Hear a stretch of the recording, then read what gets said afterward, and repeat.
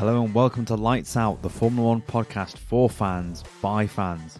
I'm Will, and as I look across the digital garage, I'm joined as ever, and as always, by my co-host and co-driver, Sam. How are you doing, Sam? Hello, Will. Hello, listeners. I'm very well, thank you. Buzzing for another podcast, especially one about the GOAT. How about you? How are you? Yes, I'm very good as well. We're recording this the day after we recorded our Saudi Arabian Grand Prix, so it's nice to do them back to back, although I know we'll miss it next week as well. So yeah, no, I'm really excited for today's episode to do something a bit different as well, but also to talk about my favourite driver as well. And I'll get cracking and introduce today's episode. So this is our new sort of series that we're going to do when we don't have a race weekend. We won't do it every time we don't have a race weekend, but we're calling it Lights Out, Lights On, and we'll shine a light on some of the most successful and interesting individuals in Formula One. And with that, we really hope to explore the individual. It's not just going to be us fanboying about someone for an hour or tearing in someone that we don't like for an hour. It'll be a real insight and real assessment of them as a driver, as a personality, and really looking at what they've achieved in the sport as well. And we really hope that you find it interesting and entertaining. And as Sam teased, we'll be talking about the GOAT and my favourite driver. So we'll be starting off with none other than 7-time world champion Lewis Hamilton, Sir Lewis Hamilton. Now, Sam, what I propose we do is we split this into two halves. We focus the first half on Lewis, the driver, and then the second half we sort of focus on Lewis, the personality, the man. How does that sound? Yep, no, that sounds like a good plan to me. Well, very good. I'm glad you're on board. And away with that, away we go with the episode. So, Sam, the first thing I'll start, and the first question I'll put to you about Lewis, the driver. Why is he, in your opinion, a great driver? That's a good question. There's a lot that goes into making a great driver, I think. But the things that stand out for me, firstly, is probably his temperament. I think he's probably one of the calmest individuals I've ever seen on the Formula One grid. Even in situations where there's good reason for him not to be calm, he still manages to keep calm, and like that really allows him to make really good racing decisions when he's behind the wheel of a car. And I don't think anybody should underestimate quite how difficult it is to make decisions under pressure quickly when you're doing 200 miles an hour flying around a circuit, trying to chase after somebody. In fact, one of my favourite kind of Lewis Hamilton moments was in the German Grand Prix in 2018. So for those that haven't seen it, Lewis was going toe-to-toe with Sebastian Vettel at the time in Ferrari, doing a great job as well in that season. He was behind them at the time. And basically, the Ferrari were flying, Vettel was quite significantly ahead, and then the heavens opened, and everybody was scrambling to try and make a decision about whether or not to come in and pit for wet tyres. Mercedes dropped the ball a bit, as far as I can remember, and told Lewis to come in, then changed their minds halfway as he was like starting to approach the pit lane, and then they said, no, stay out. So Lewis drove across the grass back onto the pit lane and back onto the pit straight, and all I can remember is his race engineer Bono shouting down the radio, going in, like right at the last minute to tell him to come in. Third time's a charm. And by that point, the moment had passed, and I think a lot of drivers would have been quite angry. And we've talked recently about Saudi Arabia and how some of the drivers were losing their proverbial down the radio at some of the things that were being decided for them. And Lewis's response in that situation was to just go, "Hey, man." And then just drove off and won the race comfortably. And it was one of the most kind of chilled responses I've ever heard to one of the most stressful situations. And bear in mind, he's doing all of this on slick tyres with it bucketing down with rain. It's really treacherous. And we saw Vettel go off in that race as well and bin it. And it's so easy to do in those situations. And yeah, Lewis was just an absolute picture of calmness. And I don't think there's ever been a driver as calm as him in those situations. And then the other two things I was going to reference, one was his style. I think really does, and maybe you'll talk a bit about this as well. His sort of the perfect balance between aggression and calmness and fairness, I think, are a really good attribute that he has. He's aggressive when he needs to be, and he's calm and doesn't push the limit when he doesn't have to, and that's a really an important factor in a world champion. I think we've seen that with Max as well. He's obviously a great competitor of his in his early races. All he did was drive super aggressively, and we saw him mature over the last few years and really sort of take a leaf out of Lewis's book, and that's borne some fruit there. And then the last thing to reference is dedication. I think, like in the off season, nobody works harder than Lewis Hamilton. He is physically unbelievable, like keeping him the shape he keeps himself in. He never stops. And yeah, his dedication to the sport and his craft is kind of second to none. Really, his longevity, he's continued to win through kind of aging. That doesn't happen with a lot of drivers. I think there are others on the grid, and we talk a bit about Alonso in a bit as well, who's admittedly made some poor choices throughout his career and ended up at some teams that probably weren't going to win many races, but still, there's something to be said for the fact that Lewis won a race pretty much every single year, and he's been in Formula One apart from last year. So yeah, that's an amazing achievement if you think about it. He's joined the sport in 2007 and has won a race every season, bar 2022. Yeah, and people should remember he's not been in a particularly good car every year. I mean, there were a few years where the car he was driving was pretty rubbish, to be honest, and he still managed to find a way to win a race. So, last year was actually the outlier for him, and I'm pretty confident he'll probably find a way to win a Grand Prix this year too, even with the kind of grid shaping up as it is at the minute. But yeah, no, those were the main things that stand out for me from a kind of why is Lewis so great perspective. What about you? Yeah, I'd agree with all of that. Really, I think you've covered off for real. You've really summarised the driver. I think a lot of people sort of recognise and also really respect. And I think to add, I think he's aggressive, but he's always clean and fair. And I don't think he doesn't push people off. He very rarely gets penalties for the way he overtakes or races. But also, he's just very, very consistent. How often does he not score points? I struggle. They're few or far between, and that's partly because he's got a good car, but also he's in the right place at the right time, and he's very, very streetwise, and he's got very good racecraft. He's very strategic in the car. He knows what to do to sort of when to attack, when not to attack. He's also very, very adaptable in the wet. He's amazing, rapid, quick. We'll reference this, but when he was in Silverstone, he had that amazing win in the rain. And like you said as well, he's adaptable.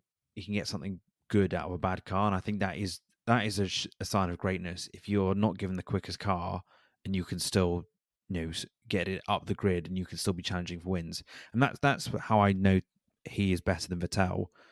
Not the stats that the stats say that as well with the difference in world championships, but Vettel really struggled with the bad car, whereas Hamilton, he had a bad car and was able to make it work and was happy and was really impressive as well.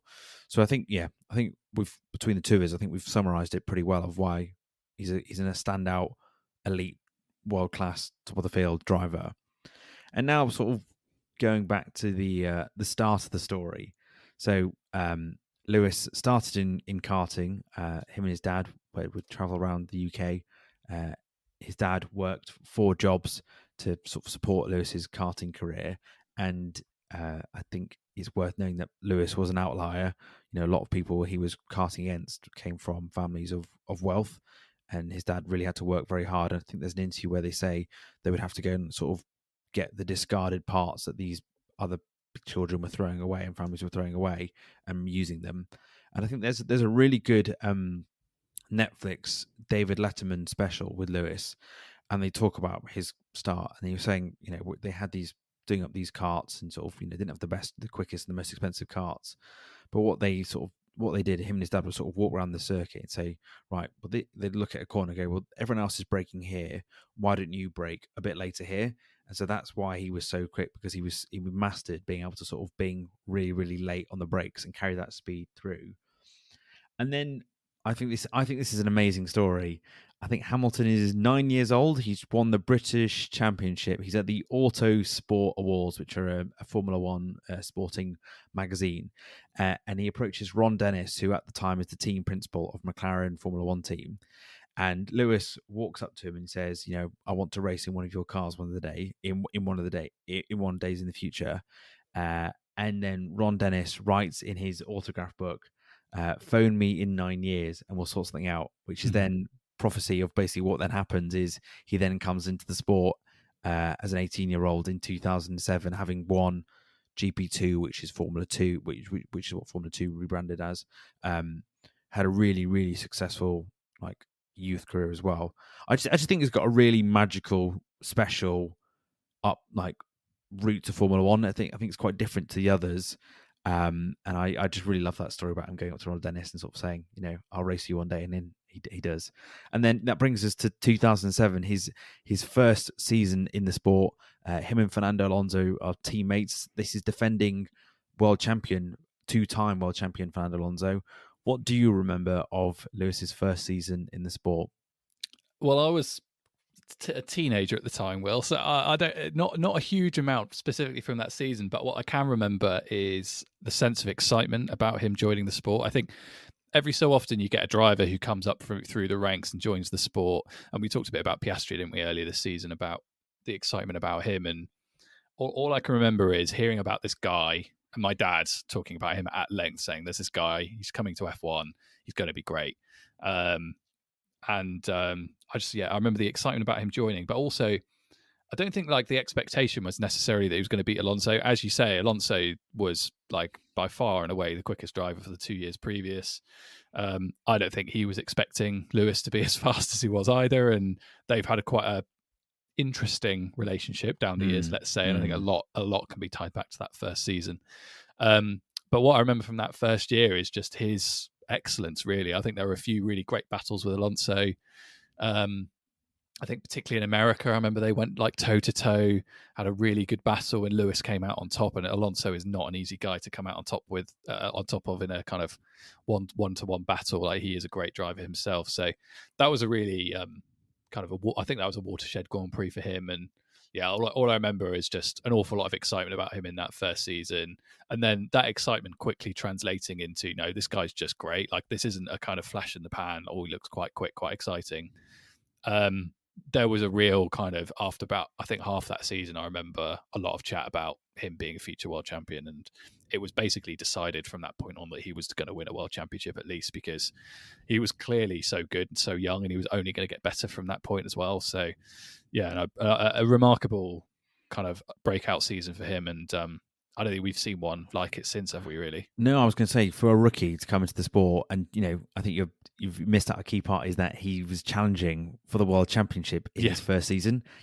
Usually a rookie, it's like, they've got a respectable number of points, but he like you said, he was better than Alonso, a two-time world champion, in his first season of Formula One, and he only lost out on the world championship by a point to Kimi Räikkönen. And I remember in that race in Brazil, which was the final race of the season, he had gearbox issues that probably affected as well. But he did throw it away in, was it China? He crashed in the pit lane or something like that. But yeah, I think you're right. It was real hype. And then we bring on to 2008, his first world championship, one in the most sort of historic and most dramatic sort of fashion ever. What do you remember of that Timo Glock overtaking on the final corner to win his first world championship on the last lap of the last race of the season? What did you remember of that moment? It was crackers, that race. I remember it was from start to finish, because it was also, I mean, Lewis didn't have a particularly good qualifying, if memory serves. Like, he started a bit further down the grid and had a job to do. And yeah, there was obviously rain involved as well, as always in these kind of big decisive Grand Prix for some reason. Universe has a bit of fun with everybody. Yeah, it was a remarkable day. Do you know what? I do remember feeling quite bad for Massa. I mean, I liked Lewis Hamilton at the time. I still, we'll come on to a bit of one's journey on supporting Lewis Hamilton down the years. But I remember at the time really wanting him to win it. But at the same time, I did like Massa. Like, he was a really good driver. He was very really likable guy as well.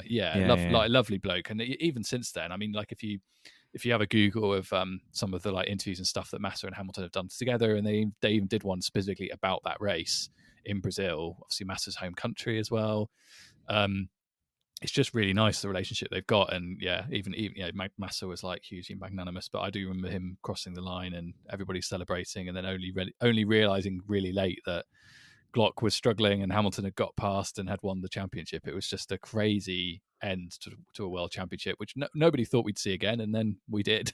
Very similar. Well, we'll come on to that. Yeah. I remember that crazy race.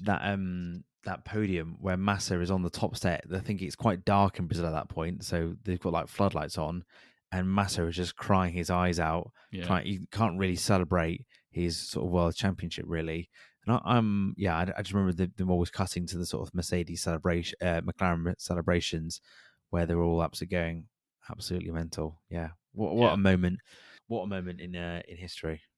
Absolutely. I mean, and that season was great as well. I mean, that was a really good battle with Ferrari and with Massa in particular. And there were some standout races as well. I mean, we'll come on to later our favourite races Lewis Hamilton's, but I think one we both have talked about at length was the Silverstone Grand Prix in 2008 that Lewis ended up winning by. I don't know what the margin was. I can't remember specifically, but it was big, like a big margin, and that was like a really kind of big breakout race for him as well. Like he just drove the wheels off that McLaren.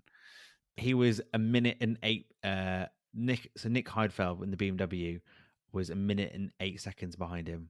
Wow. And then Rubens Barrichello was third, was 1 minute 22 behind Lewis as well. So those second and third were pretty close to each other, whereas Lewis is miles and miles ahead. And people were saying, you know, it was one of the best sort of race wins they'd ever seen. And it was, and something we've not mentioned was sort of the Senna sort of esque drive. Sam, do you want to sort of cover a bit of Ayrton Senna and the influence he's had on Lewis? Well, yeah, a massive influence, obviously. Senna is obviously Lewis Hamilton's idol, and he wore the striking and continues to wear the striking yellow helmet and drive with yellow gloves and stuff, and just as Senna used to do.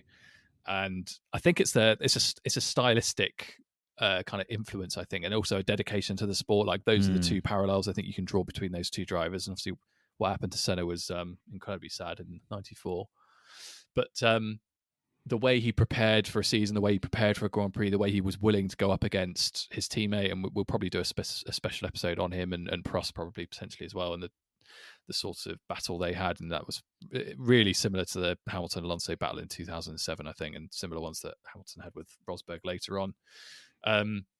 Yeah, there's a lot of parallels there, but primarily it's a kind of the dedication to the craft and then the style of driver, like, you know, super aggressive, really quick, fully committed, and some of the most dangerous circuits on the calendar. And yeah, you couldn't ask for a better influence, really. Yeah, and I should say we're recording this on what would have been Ayrton Senna's 63rd birthday. And just before we came on to record, I saw on Instagram that Lewis had put a post of 5 or 6 photos of Senna with the caption, "Congratulations, Ayrton, my inspiration always." And he, you know, I think that's a massive part of who Lewis is, and he's, you know, we'll come on to this as well. Sort of now has Brazilian citizenship and sort of calls it honorary Brazilian citizenship, but also calls it his sort of second home race, and also is also treated like he is from Brazil when he races there as well. But yeah, and then I remember this was a really amazing period. So then we have Brawn, and Brawn come out of nowhere, and then Brawn get bought by Mercedes, and there's rumours of Jenson Button partnering Lewis Hamilton at McLaren, and I was so sad that I had Google alerts to email me every time there was a news story about potentially joining, about Jenson potentially joining, and I literally could not believe it when Jenson, as a fresh world champion, came and joined Lewis at McLaren. Like it was like Christmas had come early. But you know, that was probably one of the toughest periods, not probably the least successful periods in Lewis's career.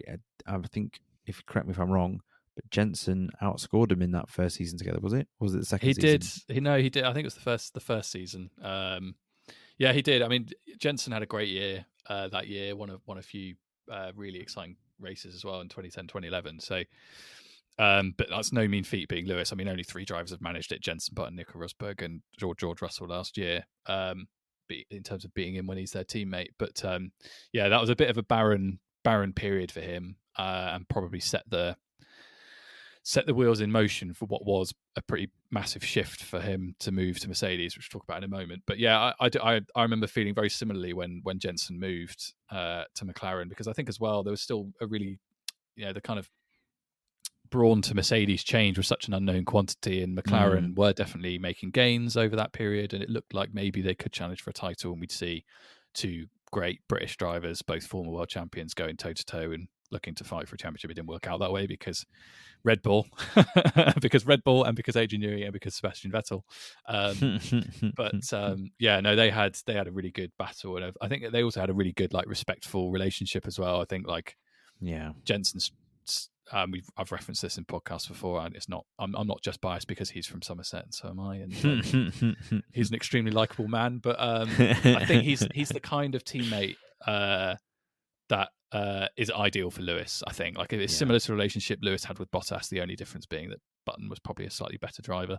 Yeah, I'd probably say that Button was probably Lewis's best teammate Yeah. because he got Lewis. They both really respect each other, but they were a real force together. And I think, I think George is probably doing it at the moment, but I can't pass judgment on as a teammate of Lewis just yet, because we don't know how that story's going to end. And as you said in the Saudi Arabia episode, you think there's sort of seeds of discontent growing between them, and there's a drift growing between them. So we'll see how that one goes. And then out of nowhere, Yeah. Lewis, that was a real shock. Lewis decides to leave McLaren, who everyone thought was going to come back on the up again, and to quit to go and join Mercedes to replace Michael Schumacher, who decided to retire for a second time. And I remember I couldn't quite believe it, because I'd loved that lovely Vodafone McLaren Mercedes, the silver and the red. And as I said, my two favorite drivers. And I think for me, the reason why I was so excited about Jensen and Lewis being together is that was Jensen. But so when I first got into sport, Jensen was a bit of a joke. I think wasn't very good. Honda weren't very good. He kind of won, was it Budapest by accident, or it was a bit of a fluke? And then he got the brawn, and he showed everyone that he's not, who I think he's proved a lot of people that how good of a racer he was. Yep. And then I really started to like him. Then I couldn't quite believe that Lewis was sort of ditching him as well. But actually, it was a masterstroke of Lewis to leave McLaren at that point, who've never really returned for race wins regularly since, to then join Mercedes, where he then went on to a period of dominance, shall we call it. Yeah. No, I remember being, I don't know if I was ever angry necessarily, but I remember being quite annoyed that he'd made the move, to be honest, because it felt a bit disloyal, I think, to me at the time. Like, he'd been with McLaren his whole career. They'd given him the chance. Obviously, he'd formed that really good partnership with Button as well. And similar to you, I really enjoyed that kind of relationship and partnership that they built. And for Lewis to leave it all behind and move to a team that hadn't really won any races, certainly hadn't won any championships. No. Under the kind of influence of Niki Lauda, who we should probably talk about at some point as well, because his influence in persuading Lewis to make that move was massive. At the time, it was a huge shock. And a lot of McLaren fans like myself were really angry. Well, not angry, but were really kind of shocked and disheartened by it. But as you've alluded to, it proved to be a fantastic decision. So can't argue with it. Because he's then there for a few years. He has the season. So then this is all during the period of Vettel's 4 consecutive World Championships. And which year is it that it's him, Alonso, and Vettel that are challenging for the World Championship? But he's kind of not really quite in the same fight. Is that 2012? I think 12. Okay, cool. And then 2014 is when the new Is that when the new engines come in? The hybrid engines come in. Yep. And then he wins the World Championship. Then he wins it in 2015. And then 2016, he then loses to Nico Rosberg, which is probably one of the greatest, along with sort of Senna and Prost, one of the greatest ever teammate battles for the World Championship. It was so bitter. It was so toxic. It rumbled on the whole season. And I think the sort of the history of them being children and racing against each other, them being paired together, and then just how the season unfolded with I think Lewis had several mechanical faults throughout the season. I think it was Malaysia, his engine completely broke down. There was it Austria, or Barcelona? You'll have to correct me if I'm wrong, which one I'm wrong on, but where Rosberg completely takes out Hamilton when Hamilton's going for the overtake. I think it might be Barcelona, the more I think about it. And then we have, was it Monaco, where in qualifying Rosberg sets the fastest lap and then crashes the car in a very tactical area. Yeah, that's happened a few times down the years, hasn't it? Yeah, Rosberg learned. Everyone's copied the Rosberg move, and then it gets to the final race of the season where Lewis is ahead of Rosberg, and Lewis defies team orders to back up the grid and to put Rosberg back into the traffic behind him, so they can so a couple of people can overtake him, because I think he lost the World Championship by 5 points. So I think if Rosberg had ended up 4th, he actually ended up 2nd. I think he would have won, and he lost the World Championship. But yeah, that was a crazy season. It was a crazy season. I remember there was I'm sure I remember reading as well the odd thing online, and it did feel like there was a bit of a conspiracy doing the rounds that Mercedes were desperate to have a German winner because nobody could fathom the prospect of Lewis Hamilton being beaten over a season. And I don't believe that necessarily, No. but I do Well, think you'd already won 2 world championships with exactly. Mercedes, Yeah, so they'd failed it twice. Then that would yeah. have been random. Yeah. There were a couple of good years as well. I mean, 2014 and 15. I mean, I know Lewis ended up winning them both pretty comfortably, but it was a good battle with Rosberg in those two. But he was definitely superior over the longer term. And yeah, in 2016, I think I did feel like a lot of misfortune befell Hamilton in that year. And without that, I'm pretty confident he'd have won that year too. But yeah, no, it was a great season, and obviously then Rosberg sailed off into the sunset, didn't he, with his world championship? And I'm sure Lewis was gutted, absolutely gutted about that. Well, I heard I think I heard a podcast at the time. I always remember this that Rosberg was looking for any and every advantage he could get. So, for example, he would change his gloves to get rid of the outside light. He basically worked so hard on his gloves to get them sort of as light as possible because he was trying to find any sort of difference to make him quicker to Lewis. And I think, he had to leave the sport when he won that world championship because he had nothing left in the tank. Whereas what shows you the genius and sort of the amazingness of Lewis is that he could just go again. He could go again. He may lose out in a world championship, but he could go again, and he's still got stuff in the tank to keep going. Whereas I think Rosberg had completely spent all his energy trying to beat Lewis that season, did it, and was like, well, I don't need to do it again. And then, like you say, he sails off into the sunset, and then probably one of the best things that ever happens to Lewis, he gets Valtteri Bottas as the teammate, rapid, quick, in from Williams, but never good enough to be a real threat. And probably 80%, 90% of the time was sort of the perfect wingman, maybe sort of tailed off towards the end. But, he did exactly what he needed him to do, didn't make Lewis feel like he was inferior in the team. And then Lewis goes on to win the 2017 and the 2018 World Championships. And I didn't remember this until I was sort of just looking up some of his pieces before we started recording. In both those seasons, Lewis overturns a mid-season lead that Vettel has.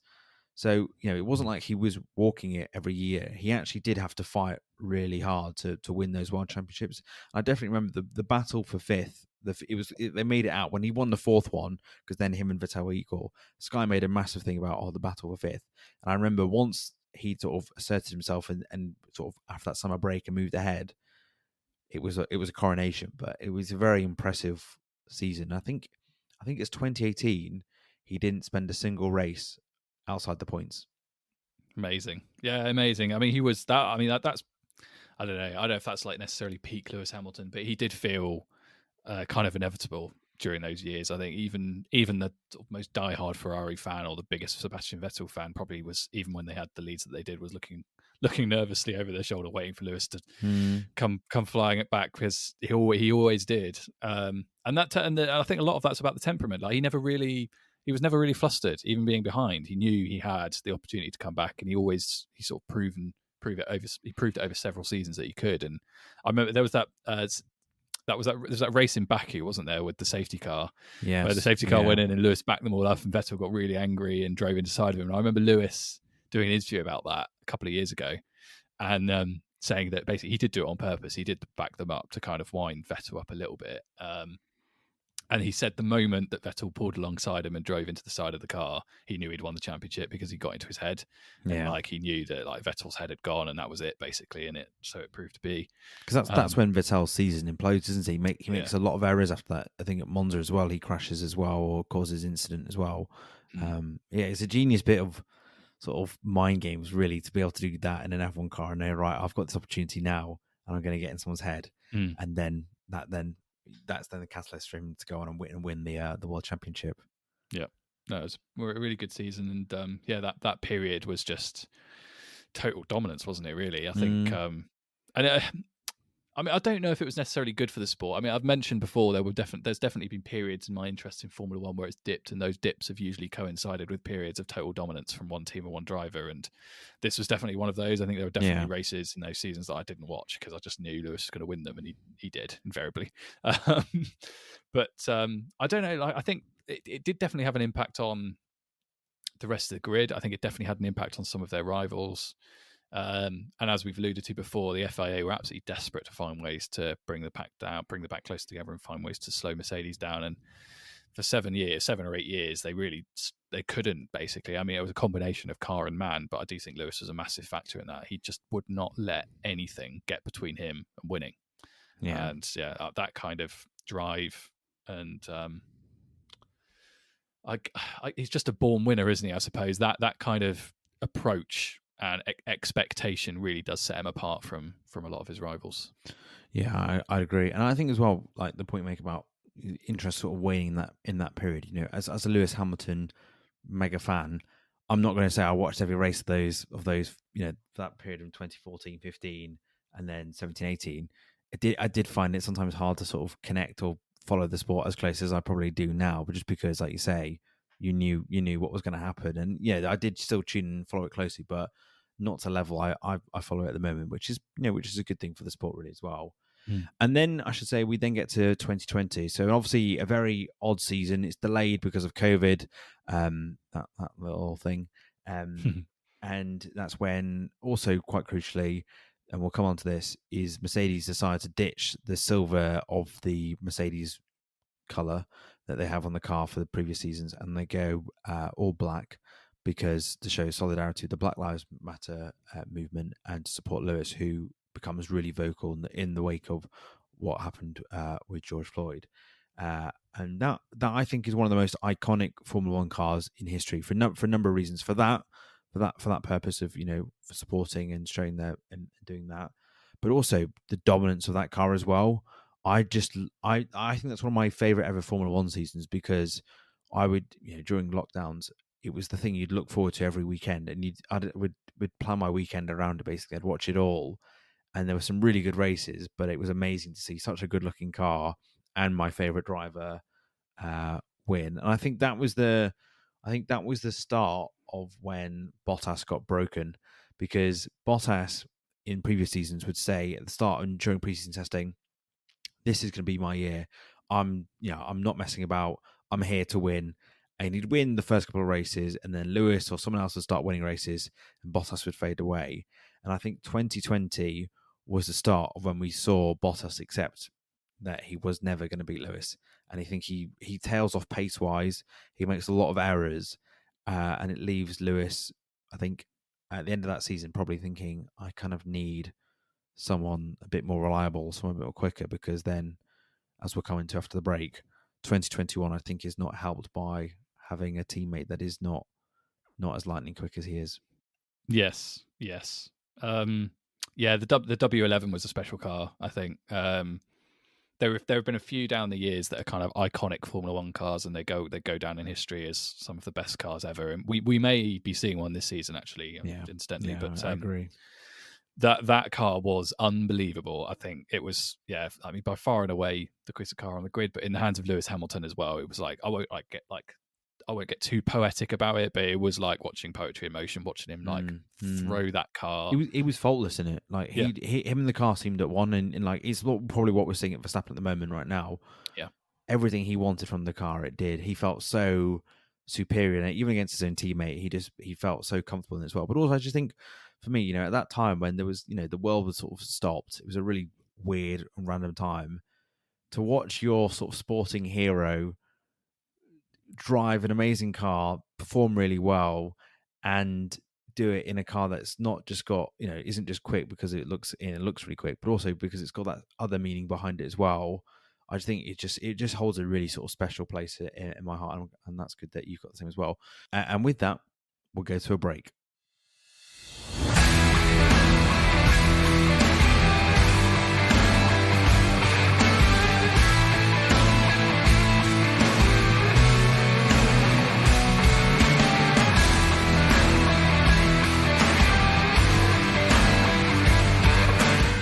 Hello and welcome back from the break. We hope you had a jolly old time. We had a very jolly time here. So we left the first part with Lewis winning his World Championship in 2020, and me being very gushy about what an amazing thing that was, and how how it holds a special place in my heart, but also Sam as well. The W11 has one as well. That brings us on to 2021, and that is probably one of the greatest seasons in Formula One history. One of the most dramatic seasons in Formula One history. I watched at lunchtime today. I watched a YouTube video highlight that F1 pulled together of the season, and you genuinely forget how mental of a season it was. For Lewis, it's a slow start. Everyone goes into the season thinking it's going to be another season of Mercedes dominance, and it's not. Red Bull are quite quick from the get-go, and I think they duel quite a bit. Then I think Max goes on a run of winning quite a few races, and I think quite a few people are concerned that this is, it's the change of guard. It's the end of Lewis's period of dominance, and Max is basically going to walk to the title, something that we saw last season. But then Silverstone happens, and I think that is one of the most important races in a season that has defined the rest of the season in years. So for those that don't know, it's a very, very tense build up to that race. It's Lewis's home race. It always means a lot to him. They are lined 1-2 on the grid, Max first, Lewis second, and they are halfway around the first lap at the old straight, and Lewis positions his car on the inside, going into a very, very, very fast tight right-hander. Him and Max make contact, and Max crashes into the barriers. And the Red Bull, they really don't take this very well. They are very angry that they think it's very deliberate that Lewis has deliberately hit Max and caused him to have such a serious crash.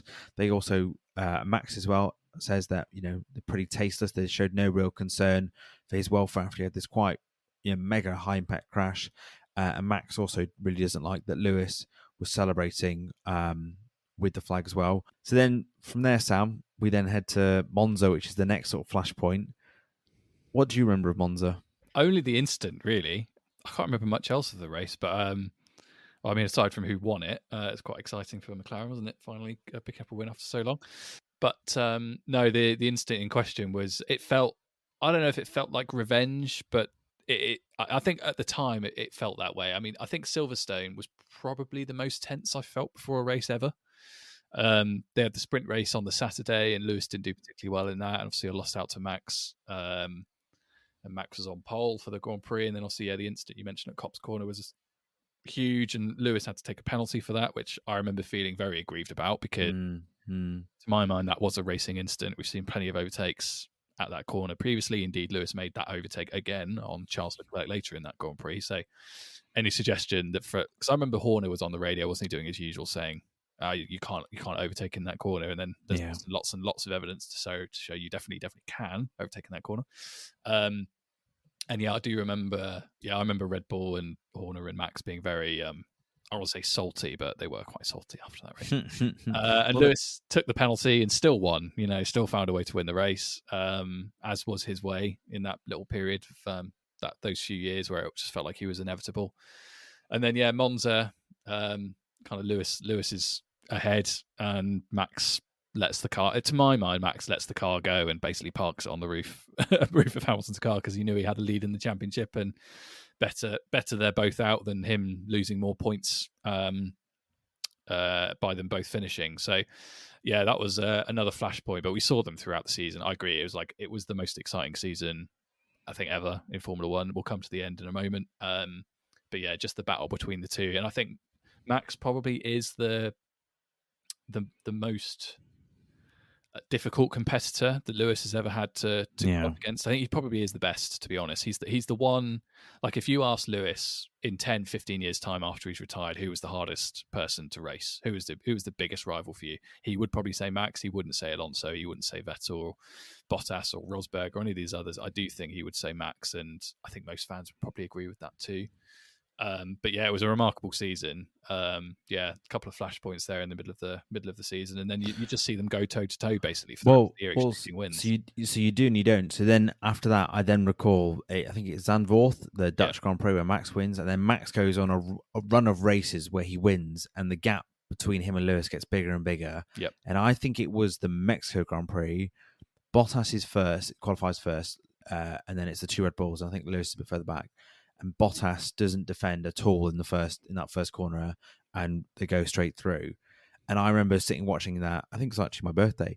It was my birthday. I remember watching it and thinking, "That's it. That's the title. That's the title over. Max is gonna win this now. He's just, there's not many races left. It's not possible for Lewis to bring this back."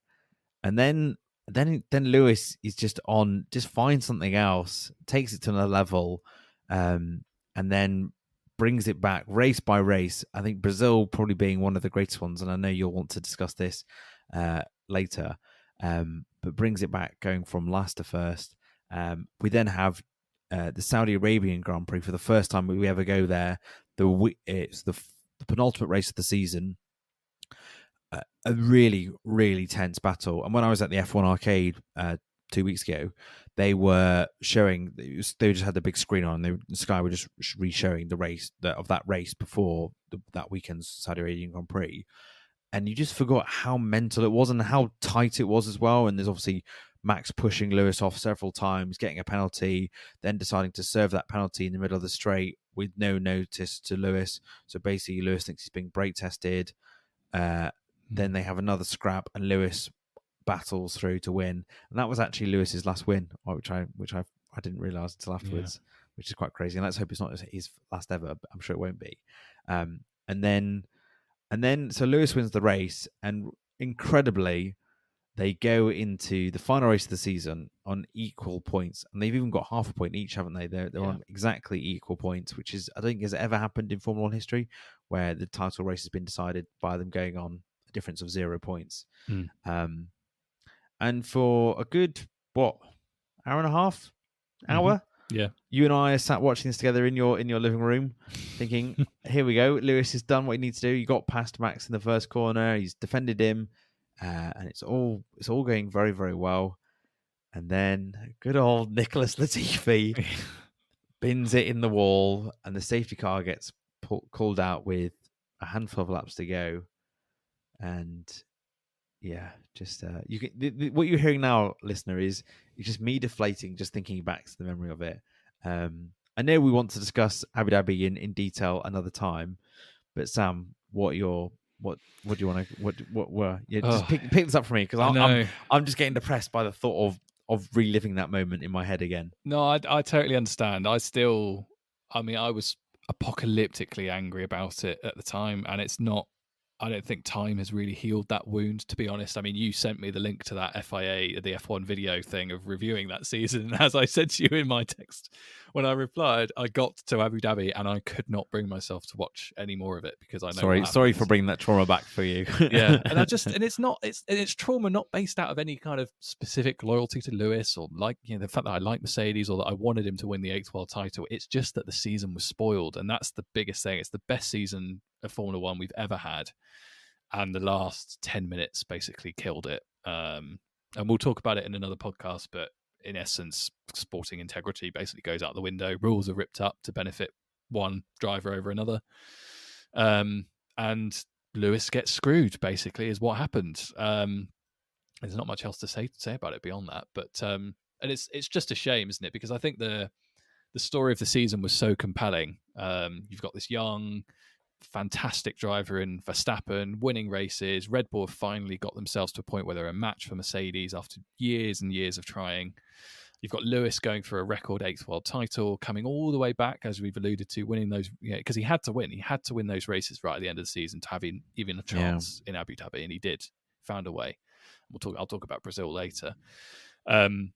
And you just had the perfect script there. Lewis comes back, wins his 8th world title, and then, as we now know, with hindsight, Max goes on to win his next world championship the following year comfortably anyway. And it's just such a shame that that story gets ruined right at the end. And it's still a source of great pain, unfortunately. I think it's a source of great pain for not only you and I, but also for a lot of people in the sport. And I think a lot of people have just accepted it and don't talk about it. So a lot of personalities in Formula One won't really acknowledge that it was a mistake and that it should have never happened and it's ruined it. Yeah. They kind of go, well, Max is a world champion, and whereas I think it's always tinges Max's first world championship, but also I think for some people it is a real dividing line. It's a very divisive sort of thing, and I think it really has split and made probably Formula One fan bases a lot more toxic and sort of hardline because they feel so passionately either way about it as well. I feel like we should leave 2021 there, because otherwise we'll keep going and people will tune out because it will get too depressing and sad, and they'll probably also could get quite angry as well. We then come on to 2022, last season. We've alluded to this in previous episodes as well. A terrible, terrible car, and I know that you want to sort of there's some things about. I feel like you're better placed to cover this than I am, because I feel like you know the porpoising more. Yes. So going into 2022, there's obviously a lot of hope, particularly from Mercedes and Hamilton fans, that the wrong can be righted. Go But on. also there is a genuine fear that Lewis isn't coming back, Yeah. because after Abu Dhabi he just disappears off social media. I mean, and he just disappears from like public life. And I remember when that Instagram post of him saying "I'm back" several months later, everyone it was ecstatic. But yeah, you're right. There was a genuine fear that he wasn't going to come back, and he was going to quit the sport in outrage of how angry he was at what had happened. Yeah, exactly. So he comes back, and Mercedes have got this radical new design for their car. They've got the zero pods, as they're called. It's a aerodynamically really innovative and very different approach to a Formula One car compared to their rivals. And unfortunately, it turns out it's not a particularly good design, and it results in something called porpoising, which in essence is an aerodynamic instability that results in the car bouncing up and down as it reaches high speeds on straights, and it's significantly impacted by kind of a lack of smoothness on racing surfaces as well. And there are quite a few tracks throughout the calendar that aren't particularly smooth. So there are a myriad of factors in play: aerodynamics, suspension, and kind of tracks and whatever. But in essence, it made the car very, very difficult to drive, painful to drive. I mean, we saw Lewis basically needed lifting out of the car after Baku because his back was so ruined from bouncing up and down for an hour and a half. Although what I would say is about that season, it was a very poor one for Mercedes. They pulled it back and they were the second quickest car by the end of the season, which is a credit to them. But Lewis was still, I think, still probably at the peak of his powers, really. I mean, he managed, no, I mean, we talked before about the kind of testing and setups and stuff, and I do think that's probably a significant contribution to how they managed to fix that car and get it working for the second half of the season. But he still managed to pick up 9 podiums out of 22 races in a car that was absolutely terrible, and he That's got quite impressive. 5 podiums in a row as well. Which I remember Wow. that little period where it was like basically if Max wasn't if Max wasn't in the equation, he probably could have won those at least a couple of those races, and we're talking about him winning races every single year, but not to be, sadly. So yeah, although 2022 is a huge disappointment, I'm sure, for Lewis, and a source of a lot of frustration, it's still not without its merit, and he still demonstrated his ability. Yeah, quite a lot, I think, throughout that year. and I heard Martin Brundle say this recently. He thinks that Lewis spent a lot of the start of last season just processing and getting over how hurt he was over what happened the previous year. And you kind of see that a little bit in his performance not being quite there as well. But he does a very good job of not displaying that at all. You know, he's not seen as a sore loser at all. And he gets on with the job. And obviously, 2023, we can't really say where that's going to go. It's unlikely he'll become an eight-time world champion this season. But as I was looking through sort of Lewis's history, there are 3 opportunities where he very, very narrowly missed out on world championships. So in 2007, you know, like I said, he had gearbox issues. Could have beaten Raikkonen to be world champion there. In 2000 and against Rosberg, 2016, yeah, against Rosberg. He's the more unlucky, but also on another day, his plan to back up the grid works and Rosberg gets overtaken. And then also 2021, where he was robbed. So he could have been very much a 10-time world champion. And what the future holds for Lewis in Formula One, we'll discuss that later. So just to wrap up this driver section, I thought I'd just end with some killer. I've got some killer stats before I ask you one final question. So firstly, he's joint with Michael Schumacher for having the most world championships, 7. He has the most wins in Formula One, 103. He has the most pole positions, 103, and has the most podium finishes, 191, which is an amazing achievement. One stat I'd add to that as well is something that's often leveled at Lewis is that he's always had the fastest car and he wins from pole, basically. But of the drivers that have sort of dominated Formula One for the last 10 years, the sort of percentage of wins that have come from pole, he is 4th on that list behind Vettel, Alonso, and Verstappen. Wow. All those 3 drivers have won more races from pole as a percentage of their total wins than Lewis Hamilton. So any suggestion that Lewis is just a flat track bully and drives the fastest car from first every week is not true. That's my favorite. That's my favorite Lewis Hamilton stat. I'm going to use that from now on. And so to wrap up the section, Sam, what is your favorite Lewis Hamilton race win? So I talked about Silverstone 2008. That's definitely up there. But my favourite is Brazil 2021. I know the season was a disappointment at the end, but I actually consider it probably Lewis's best season. 2021, he's going up against his toughest competitor, comes back from quite significantly far behind, drives the wheels off of a car that probably wasn't the fastest on the grid for a while, found a way to win a serious number of races that year.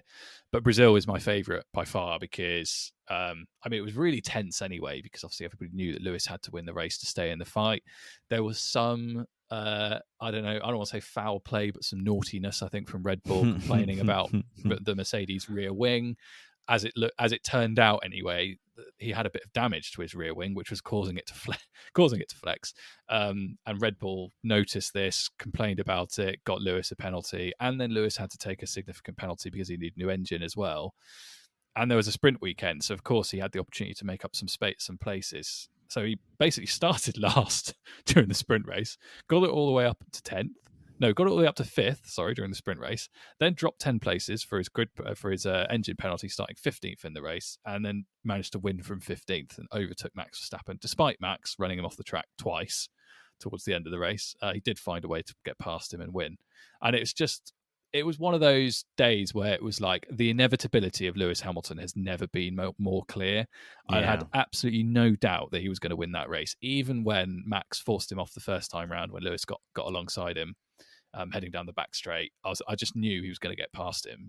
There was nothing stopping him in that period. And that race was just an absolute domination, basically, of the grid. And I remember the reactions of some of the drivers as well. I mean, even Alonso, who, as we've alluded to, didn't have a great relationship with Lewis. I remember him being asked about how many places did Lewis make up during the sprint race, and when they told him over the radio, he went, "Oh my god!" It was just like, "Wow, okay." And yeah, one thing I was going to mention as well. So, as we've mentioned on the podcast previously, I am a big Arsenal fan, and one of the best kind of Arsenal fan journalists that I follow is Amy Lawrence. She used to write for the Guardian and now works for the Athletic, and she has this concept of an F-off win in football, where your team goes and wins at a rival club in a really hostile environment, in a situation that doesn't necessarily, lots of things go against you, and you find a way to win. Despite all of that hardship, you find a way to win, and it's an F-off win. I feel like that was the equivalent in Formula One terms for Lewis in Brazil 2021, because you couldn't have asked for anything else to be thrown at him, like penalties here and there, starting from the back, having to make 20-something overtakes over the course of a weekend, nearly being driven off the road twice by his main competitor, who could afford to do that because he had the lead. And still finding a way to win in a country filled with fans that absolutely love him. It was just an absolute just golden weekend, and I think that's probably my favourite. What about you? What's your favourite Lewis Hamilton race win? So Brazil is a contender. I do think it's up there, and I think whenever they make the Lewis Hamilton movie, that will be an amazing bit. The sequence in the film, I imagine. Another Brazil one that's always stand out is when he wins his first World Championship as well. We touched on that earlier. I've got two, but slightly different for different reasons to yours. My first one is sort of an honourable one. Is my first one is Monaco 2008. So that was the first Grand Prix I ever saw live. My dad managed to get us tickets on the hill up to the palace, so we had a real great shot over sort of the swimming pool bit as well. And we were on holiday by coincidence in the south of France. Then we went to go and see it, and I just remember being on this hill, could see the cars a bit coming through, had binoculars to look on the screen, and to see Lewis win in the wet and finish in sunshine was amazing. And because he won, my dad decided to treat us to Lewis t-shirts and hats, which was which I've still got at home, which is sort of really special sort of mementos that I've got from that day. My other sort of favorite race win is 2021 Silverstone, because I was there again in the crowd. I'd never been to Silverstone before, and this is not. I don't wish ill, or I don't want to see people hurt and injured in crashes. But honestly, when Max crashed, I've never seen a reaction from a crowd like that. Everyone lost their minds, and it wasn't just a crowd full of Lewis fans. It was a real mixture of fans, but people were going crazy for it. And then to see him fight back and win was just amazing. I remember as we were going to there, I was going there with my partner who got it for me as a birthday gift. I remember saying to her, I'd just love to see a Lewis win. And then when we came out of it at the end of the day and we'd seen him win in style and it be a real sort of moment in history, I was like, that was so special. So yeah, those are my two favorite wins because of my sort of special memories of being there on the track or near the track as well. Good choices. Thanks very much. And with that, we'll finish our section on the driver, and we'll now move on to the man, the personality, the guy behind the helmet. A lot of people don't like Lewis Hamilton in the UK, but around the world. And Sam, when you and I first were getting to know each other in the work canteen, we touched on Formula One a couple of times, and you hinted to me that you weren't a fan of Lewis Hamilton. Why did you not like him, and why have you converted and seen the light to one of the to recognize him for all his goatness? Maybe it was your impact. Maybe it was your effort. Oh wow! Clearly. Oh wow! I'm proud of that. I wouldn't say I. There are certain drivers throughout my interest in Formula One that I've really intensely disliked. Lewis has never been one of those. I think the rivalry with Jensen's definitely a factor in the earlier years. So I think like 2007, 2008, I think the excitement about him bursting onto the scene and winning his first world championship was great. And I remember Formula One being quite exciting during that period. And I think part of the reason my interest in Lewis sort of waned a little bit was for two reasons. One was his dominance of the sport in that period. So obviously we met in 2017. And at the time, he was absolutely blowing the doors off of everybody, wasn't he? Really, he was just winning every single week, and he won. What was it, 4 years in a row, 2017 through 2020. So it's interesting, isn't it, that like my like of him has grown despite the fact that for those 4 years, the first 4 years that we knew each other, he was totally dominating the sport, and yet that wasn't a factor probably originally. Where I was a bit like, I'm just a bit bored of watching Lewis Hamilton win every week. Exactly as I felt. You recognise his greatness. Yeah, there's definitely a bit of that, and I think as well. There is something about his character that irks people, definitely, and I think it's probably because there's a bit of a duality there. It's quite hard to put the ruthless competitor in the same space as the quite, I want to say, caramel sweet kind of character that Lewis likes to portray himself as, particularly very chilled, media. very chilled. Yeah. He is a chilled guy. I don't think that I don't doubt that. I don't think he gets out of a car and goes off and he's like raging or anything like that. He doesn't strike me as that kind of person. But there is definitely something about he's very careful about what he says in the media. He's very careful about his sort of choice of words sometimes with the team. So I think it's quite interesting. Like even recently, there have been a few times where I've thought, I'm not sure, like, is he all right kind of thing? Because one week he'll say something, very affectionate about everybody working so hard in the factory, and he'll relay that really kind of positive attitude that we've all come to know from Lewis for the last particularly the last 7 or 8 years. And then when something doesn't quite go his way, or he feels like he's not being listened to, there are chinks in that particular persona, and he will say things like, you didn't listen to me or whatever. Yeah. And that's the part of and that's certainly from a personal perspective, part of the reason that I never really warmed to him for a while, because I never felt like he was being as genuine as he could be, and certainly in comparison to some other drivers. I mean, like Max is Max, but I've never once had a sense from him that he says anything other than what he thinks. He's always like swearing down the radio and just says whatever he wants. Like there is no filter, and that is a reason a lot of people like him. And Lewis is not like that, and I think part of that, there are reasons for his probably the care with which he takes his word, the care with which he chooses his words. And some of those we'll probably talk about during the course of this conversation now. But yeah, I think those are the two main reasons probably that I went on a bit of a journey with my liking of Lewis. One being the sort of total domination of the sport for a while. And the fact that I'm a Formula One fan, I want to see Will Tour racing, and there wasn't a huge amount while he was totally bossing it for a couple of years. And also, yeah, that kind of duality of ruthless competitor, the kind of Ayrton Senna in him, and the quite kind of sickly sweet occasionally, sort of ultra positive, super chilled kind of everyone's my friend kind of attitude. And they are quite different personas, I think, sometimes. And I think in the UK, he's been on a bit of a journey. Whereas I think he was liked by a lot of people, but some people really didn't like him. And I think that was partly when it came out that he was based in Monaco, so sort of not paying his taxes properly, and people didn't particularly warm to that as well. Like you say, he didn't seem very sincere. But also he sort of made a few sort of like clumsy sort of comments in the past. So he said it'd been a long journey to come from the slums of Stevenage, and I think a lot of people didn't warm to that as well. I think as well, like say, being a bit insincere, and he's got very sort of controlled, limited media personality, and that's he doesn't seem very he's not very accessible in the UK. Whereas I think that's probably detrimental as well. And I think sadly around the world there is a bit of a race sort of problem with Lewis. I think he's the most successful black driver in Formula One, and he's the only black driver in Formula One as well, which is it's not easy. I can't imagine that's an easy place to be. No, and I think like when him and Fernando Alonso were teammates at McLaren, there were Spanish fans that decided to black up as pretending to be the Hamilton family, which is just absolutely awful.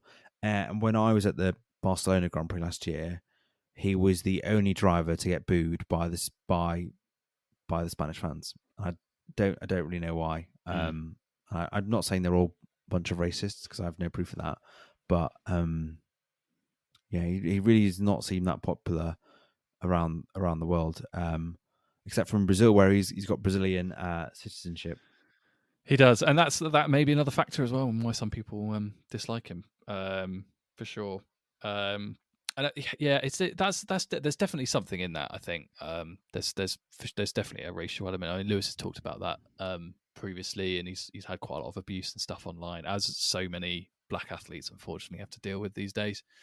And I think that unfortunately does necessitate a kind of quite protective attitude that he has when it comes to talking online and talking to the media, and his presence. I suppose he's much more. He probably has to be a lot more careful than others to sort of protect himself from some of that. So that means he sometimes comes across as a bit aloof, probably. But I think it's probably unfortunately for him it's necessary. But he doesn't help himself. There are definitely things he's said. So you've mentioned the kind of Stevenage thing that he's referenced before, and some really small things like I remember when he said, "Oh, I've raced with Mercedes my whole career." He said that last year, and I thought, "Oh, well, no, you didn't. You raced for McLaren." I know McLaren used Mercedes engines for a while, but they weren't Mercedes. Ron Dennis didn't work for Mercedes, and it's all about cultivating this image from his perspective of being a kind of one-team man, being loyal, and all the rest of it. And it's just a bit like that's not quite true. Just own it a bit more. But that being said, like he still remains, an incredibly popular driver in a lot of places, and there are lots of reasons for that, which we'll have much more fun talking about in short. Well, he's bigger than the sport. Yes. He was in a period when the sport was not as popular as it is now. He was still big, way bigger than the sport, and he was this real standout name for a long time, and really the only standout name. And if you look on just going off Instagram followers here, he's got nearly 40 million followers. Max Verstappen's just got to 10, or is on 9 million. Mm-hmm. So his reach, his profile is mega in comparison to the others. And I think that, whenever he decides to retire from Formula One, Formula One will have lost its biggest star, which will be a very sad day.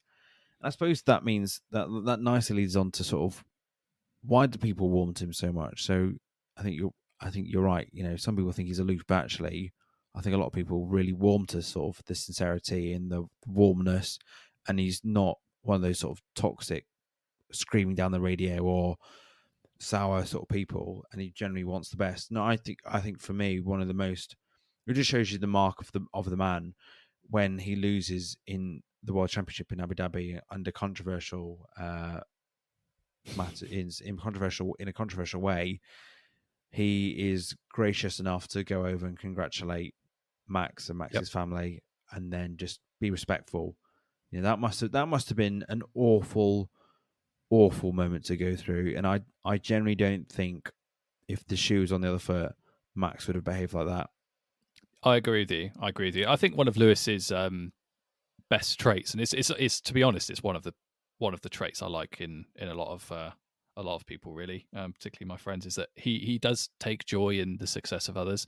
He's a deeply driven person and hugely competitive, but when he's beaten fair and square, or even as you've alluded to there, in a situation where it probably wasn't fair or square, he's still found it with himself to be really magnanimous. And even recently, like looking at Alonso getting on the podium for the first time in God knows how long in Bahrain, the first person to go to him and congratulate him is Lewis, and they don't even like each other that much. But Lewis goes straight over, gives him a hug, they have a bit of a laugh or whatever.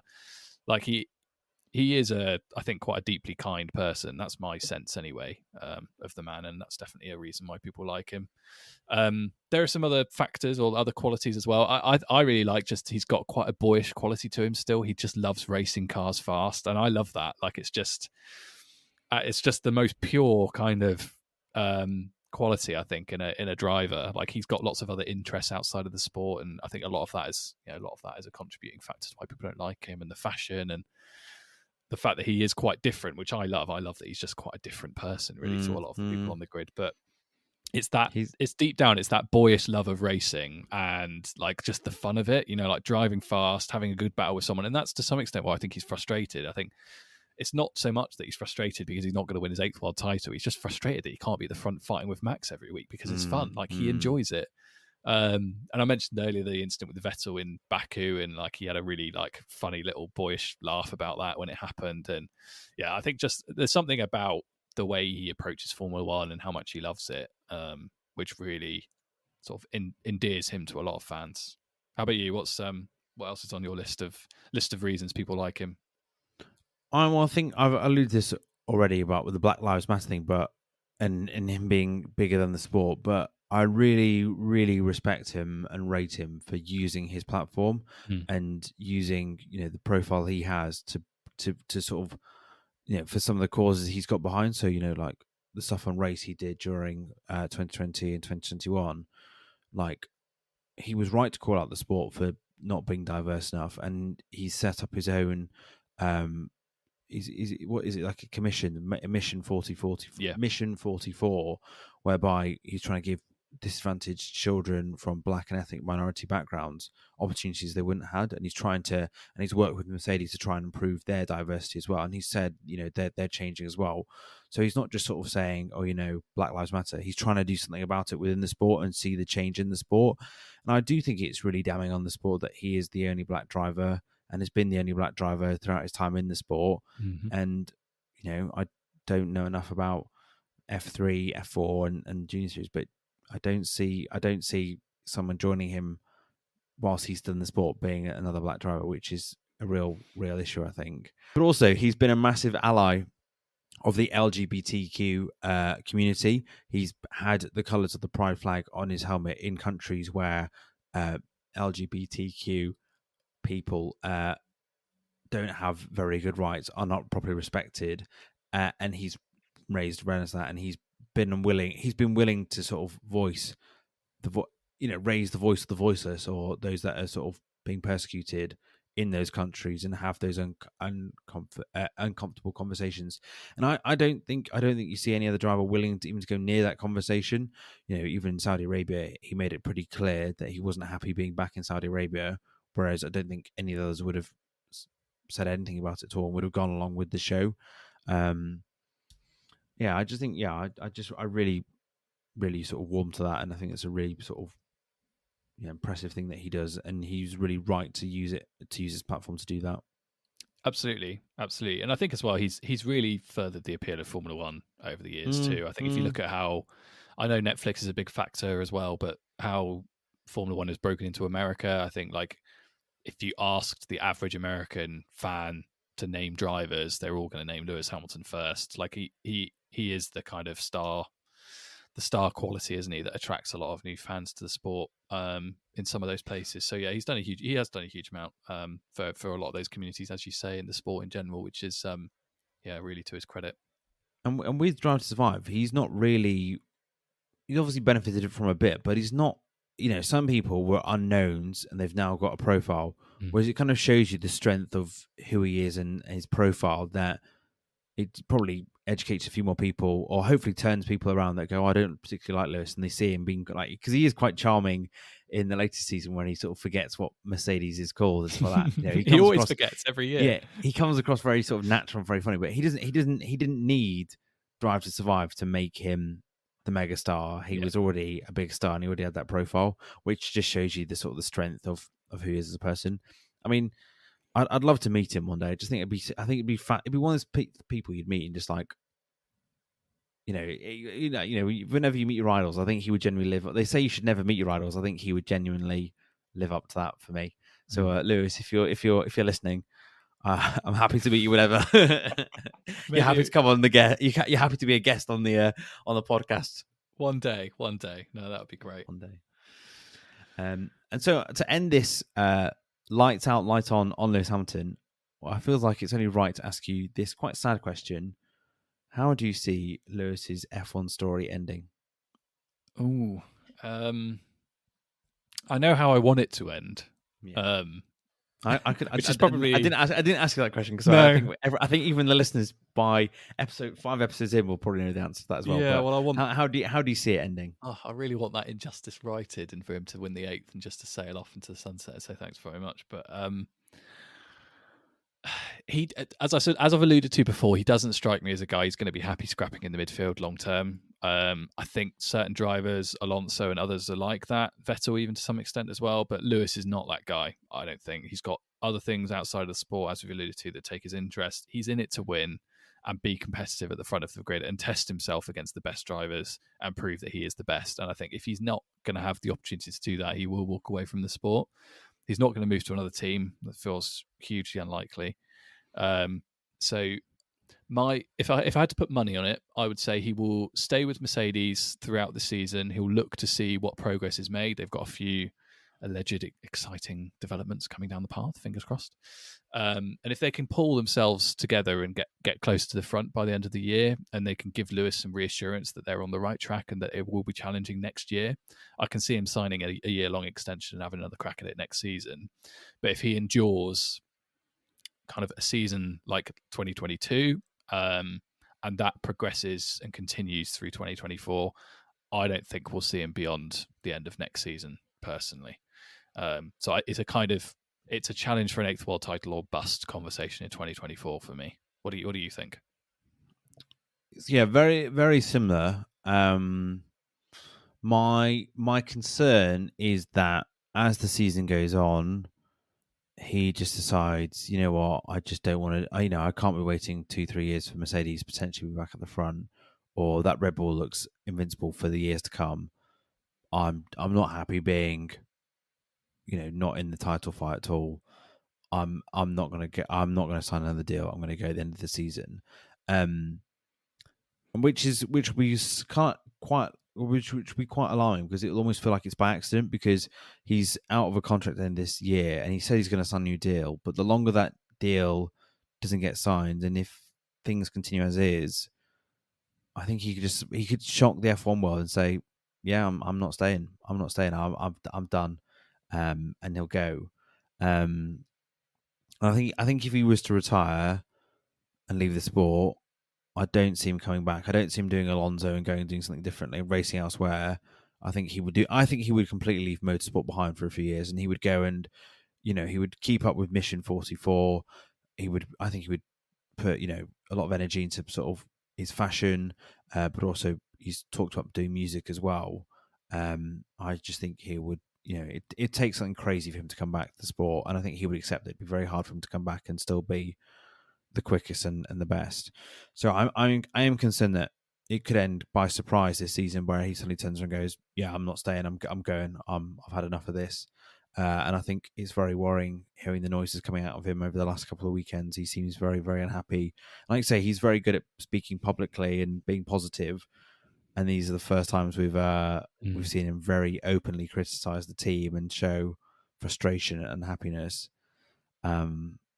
So we'll see.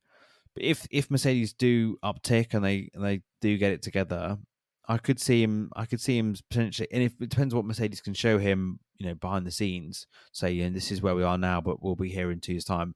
I could genuinely see him signing a 2-year deal and saying, well, okay, next year's a bit of a write-off, but the season afterwards, that will be my final season, and we will go hell for leather, and you'll deliver me a car I can fight in and I'm comfortable with, and you listen to me on.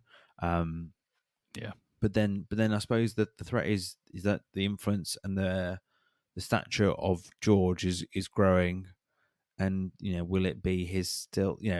At the moment, it probably still feels that it's his team, but George is highly regarded. What if George is quicker and quicker over the next year or so, and will that impact Lewis's role within the team as well? I'm not sure. Yeah, it's a hard one to predict, really. It is. It's not as straightforward. He's going to win an 8th World Championship anytime soon. It could be at least 2 years away. It could, but if anybody can drag Mercedes kicking and screaming up to the grid to an extent they can challenge for a title, it's probably Lewis, isn't it? Yeah. Yeah, fingers crossed. Well, on that note, we'll wrap things up, I think.